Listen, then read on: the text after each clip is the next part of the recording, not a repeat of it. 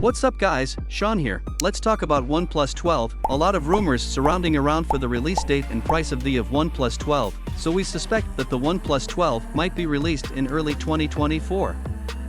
Some sources suggest it could be announced in December 2023. Following OnePlus past launch patterns, it's possible that the OnePlus 12 will first be introduced in China in January 2024 and then have a global launch in February 2024. However, there's uncertainty about OnePlus' presence in the European market in 2024. Reports suggest that both Oppo and OnePlus are considering leaving the European market.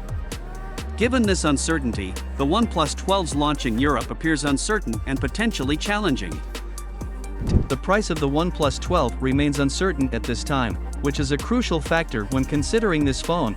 Based on OnePlus' history of offering high-quality flagship phones at competitive prices, we don't anticipate a significant increase in the OnePlus 12's price compared to its predecessor.